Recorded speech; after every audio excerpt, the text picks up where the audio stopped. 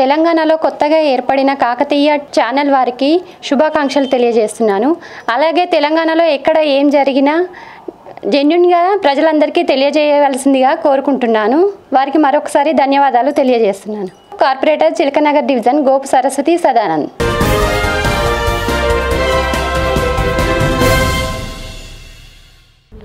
నమస్తే, welcome to Kakatiya TV focus కార్యక్రమానికి స్వాగతం. ఈ రోజు మనతో పాటు టీఆర్ఎస్ పార్టీ యూత్ నాయకులు గోపు సదానంద్ గారు ఉన్నారు. ఆయన అడిగి మరిన్ని విషయాలు తెలుసుకుందాం. హలో సార్, ఎలా ఉన్నారు? బాగున్నాను. నమస్తే అండి. నమస్తే. ఏంటి మీరు మీ తెలంగాణ ఉద్యమంలో ఎప్పుడు పాల్గొన్నారు? టీఆర్ఎస్ పార్టీ ఆవిర్భవించిన తర్వాత కేసీఆర్ గారు పార్టీ స్టార్ట్ చేసినాక ఒక 3 నెలలు 4 నెలల్లో అంటే తెలంగాణ కోసం పనిచేయాలనేటువంటి ఆలోచనతో నేను కూడా పోయి టీఆర్ఎస్ పార్టీలో సుమారు ఒక 9 యువజన సంఘాలను 760 మంది యూత్ను నవంబర్ తీసుకెళ్ళి టీఆర్ఎస్ పార్టీలో జాయిన్ కావడం జరిగింది. ఓకే, మీరు అసలు రాజకీయాల్లోకి రావాలని ఎవరు ఇన్స్పిరేషన్? అసలు ఇన్స్పిరేషన్ అనేది ఎందుకంటే ఒక ఉద్యమం నడుస్తుంది, తెలంగాణ ఉద్యమం నడుస్తుంది. అసలు తెలంగాణ అంటే ఏంటి, అసలు ఎందుకు ఈ ఉద్యమం స్టార్ట్ అయిందని చెప్పేసి చూసినప్పుడు యూనివర్సిటీలో అల్లరి జరగడం కానీ 1965లో ఏ విధంగా అయితే ఉద్యమం స్టార్ట్ అయిందో దాన్ని ఏ విధంగా అణిచివేసారు 69లో అంతా కూడా ఒకసారి ఒక పుస్తకం చదివినప్పుడు నాకు ఆ విషయం తెలియడం జరిగింది. తద్వారా మళ్ళీ ఎప్పుడైతే కేసీఆర్ గారు ఈ ఉద్యమాన్ని స్టార్ట్ చేసినారో నా వంతు పాత్ర కూడా ఇందులో ఉండాలన్న ఆలోచనతో నేను టీఆర్ఎస్ పార్టీలో జాయిన్ కావడం జరిగింది. ఓకే, తెలంగాణ ఉద్యమంలో పాల్గొన్నారు, టీఆర్ఎస్ పార్టీలో చురుకైన వ్యక్తిగా పనిచేస్తున్నారు. అది గుర్తించి మీ భార్యకి టికెట్ ఇచ్చారు. సో మీరు ఎలా ఫీల్ అవుతున్నారు?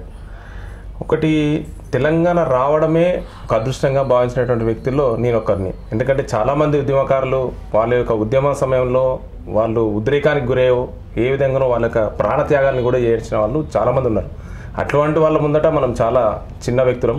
అయినా సరే తెలంగాణను చూడాలి, తెలంగాణ రాష్ట్రం సాధించుకోవాలనే ఆలోచనలో కేసీఆర్ గారి బట్టి నడుస్తూ కాలక్రమేణా తెలంగాణ రావడం జరిగింది.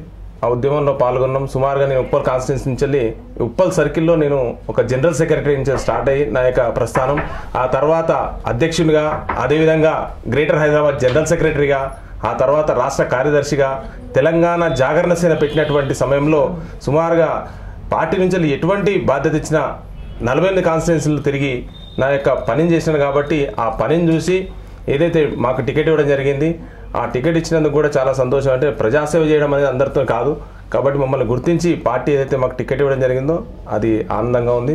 అదేవిధంగా కూడా పార్టీ పేరు ఎక్కడ ఖరాబ్ కాకుండా ఈ రోజున మేము మెసులుకుంటున్నామని చెప్పేసి తెలియజేస్తున్నాం. అసలు ఎక్స్పెక్ట్ చేశారు టికెట్ వస్తుందని? ఎక్స్పెక్ట్ చేసినట్టు సుమారుగా 20 నుంచి 26 మంది కాంపిటేటర్స్ ఉండేను ఆ రోజున. అందరూ ఆశపడతారు, కానీ టికెట్ మాత్రం ఎవరికొకరికి ఇవ్వాలి. కాబట్టి అప్పుడు అబ్జర్వర్గా వచ్చినటువంటి వినయ్ భాస్కర్ అన్న గారు కానీ, అదేవిధంగా కేటీఆర్ గారు కానీ, వారందరూ కూడా మా మీద ఎంతో నమ్మకంతో ఈ యొక్క టికెట్ను మాకు ఇవ్వడం జరిగింది. తద్వారా చాలామంది బాధపడ్డా ఆ కాలక్రమేణా మాతో కలిసి పనిచేసి మా గెలుపులో సహకరించిన ప్రతి ఒక్క కార్యకర్తకు, ఎవరైతే ఆస్పిరెంట్స్ ఉన్నారో వాళ్ళందరూ కూడా మరొకసారి కృతజ్ఞతలు తెలియజేసుకుంటాం. ఓకే అండి, మీ భార్య సరస్వతి గారు కార్పొరేటర్గా వర్క్ చేస్తున్నారు కదా, మీరు ఎలాంటి సహకారం అందిస్తున్నారు? పూర్తి సహకారం అందించాల్సి వస్తుంది. ఎందుకంటే ఆమె ఒక హౌస్ వైఫ్గా ఉండి ఒకేసారి ఆమెను రాజకీయంలో తీసుకురావడం జరిగింది. రాజకీయ అనుభవం లేదు కాబట్టి సుమారుగా అంటే ఆఫీసర్స్ని పరిచయం చేయడం కానీ, వాళ్ళతో ఏ విధంగా మాట్లాడాలి, మన పని ఏ విధంగా చేయించుకోవాలి అనేటువంటి ఆలోచనలో చాలా వరకు సహకారం అందిస్తూ ఉంటాను.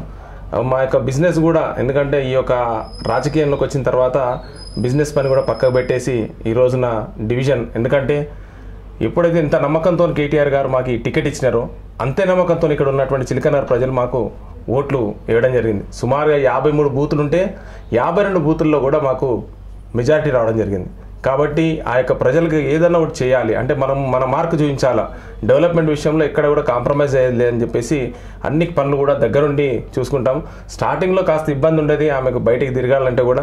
ఈ రోజున 60 to 70% ఈ రోజున రాజకీయంగా ఏ విధంగా సలహాలు అడుగుతూ ఉంటుంది, ఆ సలహాలు ఇస్తూ ఉంటాను. అవసరమైన కాడికి తీసుకెళ్లడం, అదేవిధంగా ఆమె కూడా ఈ మధ్య చాలా ఫాస్ట్గా అంటే విషయాలు తెలుసుకొని పర్సనల్ సింగిల్గా వాళ్ళ వార్డు మెంబర్స్ తీసుకొని పర్యటనకు వెళ్తూ ఉంది. కాబట్టి నాకు కొద్దిగా వర్క్ బర్డెన్ అనేది తగ్గుతుంది. నాకు తెలిసి ఇంకొక 5-6 నెలల్లో పూర్తిగా అన్ని అర్థం చేసుకొని ఆమె ముందుకెళ్తుందని అనుకుంటున్నాను. హైయెస్ట్ మెజారిటీతో గెలుపొందారు కదా, మరి ఆవిడ ఎలా ఫీల్ అవుతున్నారు? ఆవిడకి రాజకీయాలకు రావడానికి ఇంట్రెస్ట్ ఉందా? స్టార్టింగ్ ఇంట్రెస్ట్ అంటూ రాజకీయాలకు రావాలని లేదు.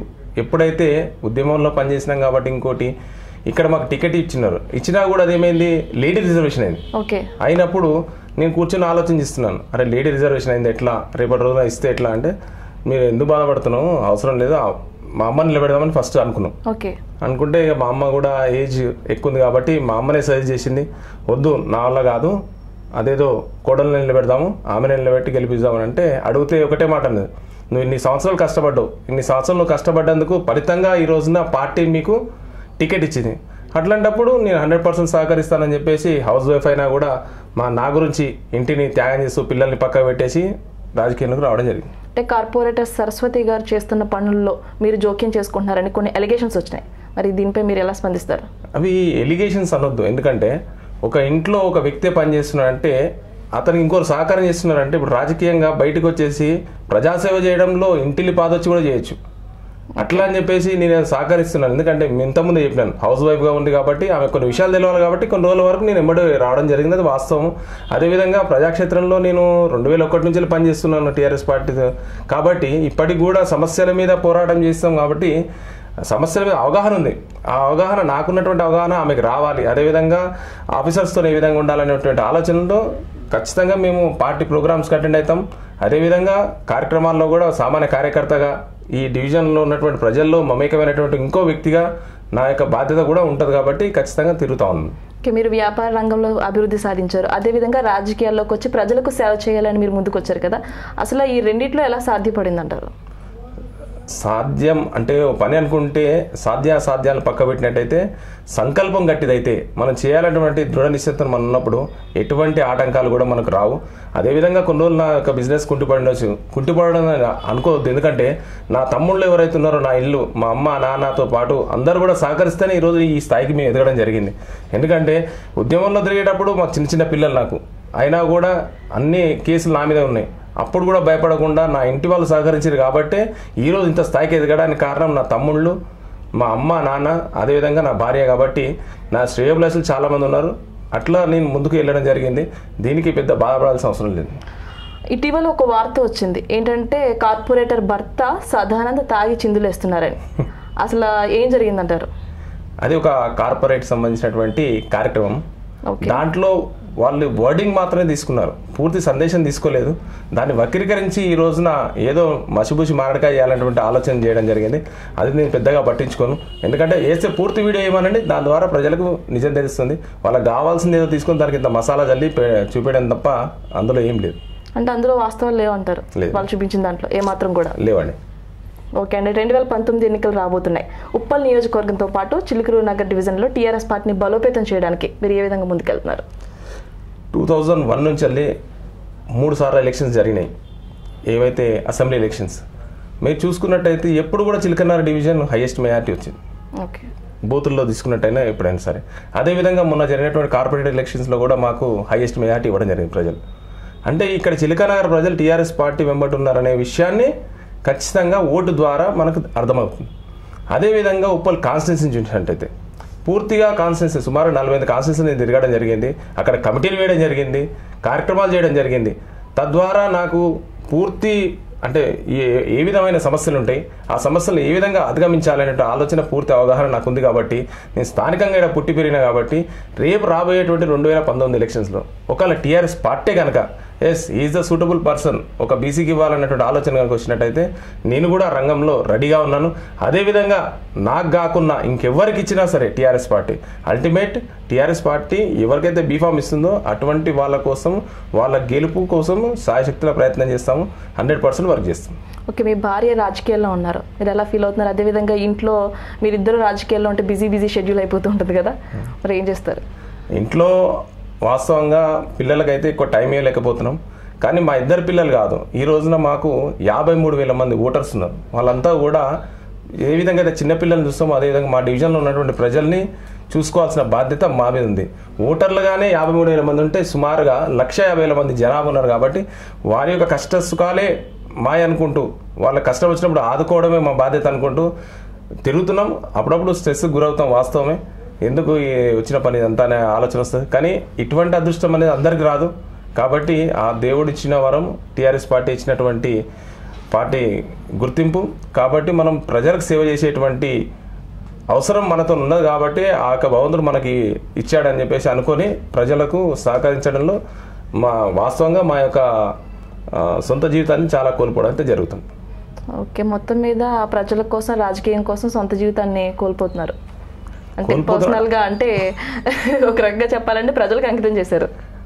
తప్పదండి. అంటే ప్రజాసేవ చేసే అంటే ఆ యొక్క ఏమంటారు అదృష్టం అనేది ఎవరికి రాదు. అది మాకు వచ్చినందుకు ఆనందపడుతున్నాం. కాకపోతే అదే కొద్దిగా మిస్ అవ్వడం జరుగుతుంది అంతే. అంటే పూర్తి జీవితాన్ని ఇది కాకుండా ఏం చేస్తున్నామంటే ప్రజల కోసం 24 గంటలు, అప్పుడు 24 గంటలు ఇంట్లో ఉండేవాళ్ళు. ఈ రోజున పొద్దున్న లేవగానే ఏ ప్రోగ్రామ్ ఉంటుంది తెలియదు, తను తయారు కావాలి, తీసుకొని పోవాలి, తీసుకురావాలి, ఇవన్నీ కార్యక్రమాలు అవుతుంటాయి. కాబట్టి అప్పుడప్పుడు నేను చెప్పిన స్ట్రెస్కి గురవుతాం, అంతేగాని అంతకంటే ఎక్కువ లేదు. దానికి గాను మా యొక్క డివిజన్కు ఉన్నంత వరకు అయితే అధికారులే కానీ మా మేయర్ గారే కానీ అందరూ కూడా సహకరించి మాకు ఎటువంటి సమస్య ఉన్నా ఎంత ఫండ్ కావాలన్నా ఇవ్వడం జరిగింది. హైయెస్ట్ వర్క్స్ మా దగ్గర జరుగుతూ ఉన్నాయి. ఈ రోజున సమస్యలు లేనటువంటి డివిజన్ తీర్చిదిద్దడమే మా యొక్క ముందున్న లక్ష్యం. ఓకే అండి, 2019 ఎన్నికలు రాబోతున్నాయి.